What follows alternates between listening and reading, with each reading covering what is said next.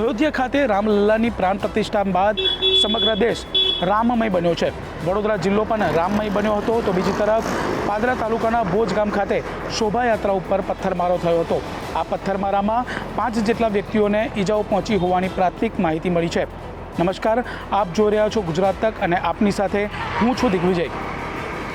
કેટલાક લોકો રામલલ્લાની ઉજવણીમાં વિખવાદ પાડી રહ્યા છે। મહેસાણા ખાતે રામલલ્લાની શોભાયાત્રા ઉપર પથ્થરમારો થયો હતો, ત્યારબાદ આજરોજ વડોદરા જિલ્લાના પાદરા તાલુકાના ભોજ ગામ ખાતે પથ્થરમારો થયો છે। એક તરફ વડોદરા જિલ્લામાં રામોત્સવની ઉજવણી કરવામાં આવી રહી હતી, તે દરમિયાન પાદરા તાલુકાના ભોજ ગામ ખાતે રામજીની શોભાયાત્રા નીકળી હતી। આ શોભાયાત્રા ગામના વિવિધ વિસ્તારોમાં ફરી રહી હતી, દરમિયાન એક જૂથ દ્વારા તેના ઉપર પથ્થરમારો કરવામાં આવ્યો હતો। આ પથ્થરમારામાં 5 જેટલા વ્યક્તિઓને ઈજાઓ પહોંચી છે। આ બનાવની જાણ થતાં જ પોલીસ કાફલો ઘટના સ્થળ પર દોડી ગયો હતો અને બંને તરફે સમજાવટની કામગીરી હાથ ધરી હતી।